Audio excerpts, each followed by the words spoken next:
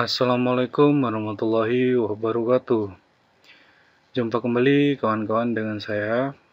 Pada kesempatan kali ini saya akan membahas beberapa soal yang berkaitan dengan tes P3K khusus guru agama ya teman-teman. Baik, untuk itu langsung saja pada pembahasan soalnya. Mungkin saya akan hanya mereview beberapa soal teman-teman. Untuk lebih lengkapnya nanti saya akan taruh link deskripsi untuk teman-teman bisa mengunduh soalnya dan mempelajarinya lebih lengkap lagi. Baik, langsung saja pada pembahasan soalnya. Soal yang pertama, orang yang tidak menjadikan Al-Quran sebagai pedoman hidupnya dan selalu berbuat kejahatan termasuk orang yang A. Durhaka kepada Allah, B. Durhaka kepada diri sendiri, C. Menganiaya diri sendiri, D. Merugikan diri sendiri, E. Menyiksa diri sendiri. Dan jawabannya di sini adalah C, yaitu menganiaya diri sendiri. Lanjut pada soal nomor 2. Seperti kita ketahui bahwa bumi memiliki dua kutub, yaitu kutub utara dan kutub selatan. Menurut penyelidikan para ahli sains, seiring dengan berjalannya waktu, akan terjadi pergeseran kutub-kutub magnetis yang menyebabkan posisi kutub utara magnetis bergeser menempati lokasi kutub selatan. Magnetis yang begitu pun sebaliknya, sebagaimana hadis riwayat Muslim nomor 2942 dan Abu Daud nomor 4310 dari Abdullah bin Amr bin As tentang tanda-tanda hari kiamat. Pergeseran tersebut merupakan gejala peristiwa A. Munculnya Dajjal, B. Munculnya binatang melata, C. Munculnya bumi tertutup kabut, D. Matahari terbit dari barat, E. Munculnya Ya'juj dan Ma'juj. Dan jawabannya di sini adalah D, yaitu matahari terbit dari barat. Soal berikutnya. Perbuatan yang seimbang antara kebaikan dan kejahatan disebut A. Sabiqum bil khairat, B. Salimun linafsihi, C. Khairun nasi, D. Muqtasid, E. Mujtahid. Dan jawabannya di sini adalah D, yaitu Muqtasid. Soal nomor 4. Tidak semua usaha dapat membuahkan hasil, terkadang terjadi kegagalan. Namun demikian, kita harus berprasangka baik sekalipun mengalami kegagalan.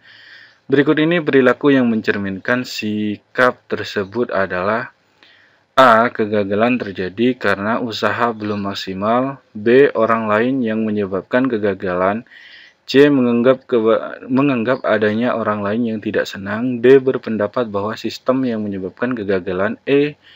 Menganggap ada orang lain yang menggantikannya. Dan jawabannya di sini adalah A, yaitu kegagalan terjadi karena usaha belum maksimal. Lanjut pada soal berikutnya. Iman pada hari kiamat mempunyai nilai yang sangat tinggi dalam kehidupan manusia. Adanya hari kiamat menunjukkan bahwa kehidupan dunia memiliki tujuan. Oleh karena itu, dengan beriman kepada hari kiamat mempunyai beberapa hikmah. Berikut ini merupakan contoh penerapan beriman kepada hari kiamat, kecuali A. Menggunakan kesempatan menggunakan semua harta selama hidup, B. Berusaha untuk berbuat baik dan beribadah kepada Allah dengan ikhlas, C. Menjalani hidup dengan pesimis karena adanya perhitungan semua amal, D. Mengarahkan sesama umat untuk melakukan tindakan demi harta, E. Berani menegakkan kebenaran untuk kepentingan diri dan kelompok. Dan jawabannya di sini adalah C, yaitu menjalani hidup dengan pesimis karena adanya perhitungan semua amal. Soal nomor 6. Allah akan memberikan balasan bagi orang yang mau memberi kelapangan tempat kepada orang lain dengan A. Pahala yang setimpal, B. Melapangkan rezeki, C. Melapangkan kuburnya, D. Memberikan kelapangan untuknya pada hari kiamat, E. Melapangkan pekerjaannya. Dan untuk jawabannya di sini adalah D, yaitu memberikan kelapangan untuknya pada hari kiamat.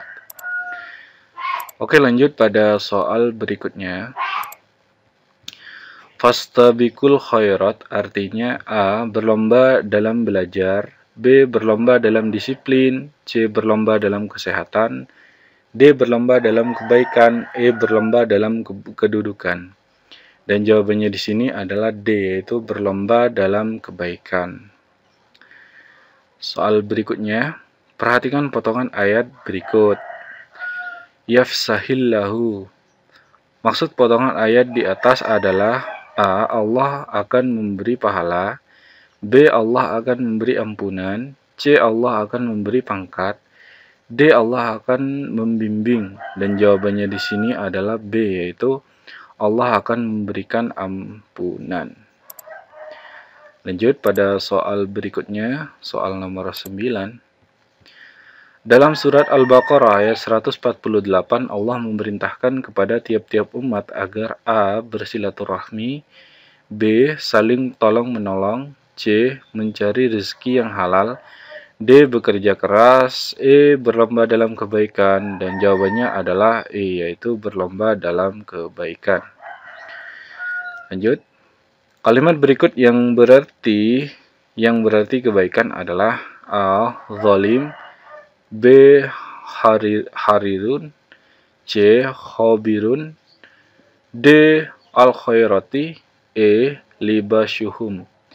Dan jawabannya di sini adalah D, yaitu al-khairati. Oke, lanjut pada soal berikutnya. Ilmu yang mempelajari bagaimana hukum membaca Al-Quran dengan baik dan benar adalah A. ilmu tauhid, B. ilmu nahu, C. ilmu fikih, D. ilmu tajwid, E. ilmu syaraf. Dan jawabannya adalah D, yaitu ilmu tajwid. Lanjut. Ketika Nabi Ibrahim alaihissalam bermimpi menyembelih putranya Ismail, beliau segera menyampaikan hal itu kepadanya. Ismail pun mentaatinya dan mempersilahkan ayahandanya untuk melaksanakan perintah Allah tersebut. Pernyataan di bawah ini yang termasuk hikmah beriman kepada Rasul Allah Subhanahu wa taala adalah A. Semua perintah orang tua kepada anak harus ditaati sepenuhnya. B. Tidak tersesat jalan untuk selamanya dan hati merasa tentram. C. Mohon izin kepada ibu terlebih dahulu sebelum dilaksanakan sesuatu. D. Mentaati perintah Allah tetapi harus memilih mana yang menguntungkan. E. Melaksanakan perintah untuk berkurban pada setiap hari raya. Dan di sini jawabannya adalah B, yaitu tidak tersesat jalan untuk selamanya dan hati merasa tentram. Lanjut pada soal berikutnya. Dalam membaca Al-Quran, hendaknya diucapkan dengan fasih. Fasih artinya A. suci dalam hadas, B. lagunya bagus, C. benar dan lancar, D. tajwidnya benar, E. suaranya merdu. Dan jawabannya di sini adalah D, yaitu tajwidnya benar. Lanjut pada soal berikutnya. Golongan manusia yang zalim kepada dirinya sendiri disebut A. zalimun li nafsih, B. muqtasid, C. sabiqum bil khairat, D. orang kafir, E. orang munafik. Dan jawabannya di sini adalah A, yaitu zalimun li nafsi. Soal terakhir, soal nomor 15. Perhatikan potongan ayat berikut ini. Fastabiqul khairat. Potongan ayat di atas artinya A. berpedoman kepada Al-Quran, B. sering melakukan kebaikan, C. suka berbuat kebaikan, D. mendahulukan kebaikan, E. berlomba-lomba dalam kebaikan. Dan jawabannya di sini adalah E, yaitu berlomba-lomba dalam kebaikan. Baik teman-teman semuanya, mungkin itu saja beberapa soal yang saya bahas pada konten kali ini. Untuk lebih lengkapnya, teman-teman bisa cek di kolom deskripsi. Nanti saya akan taruh link untuk teman-teman bisa download di sana. Soal yang utuh semuanya di sini bisa teman-teman pelajari sendiri. Baik teman-teman, mungkin itu saja dari saya, kurang lebihnya saya mohon maaf. Akhir kata, wassalamualaikum warahmatullahi wabarakatuh. Sampai ketemu lagi pada konten saya selanjutnya.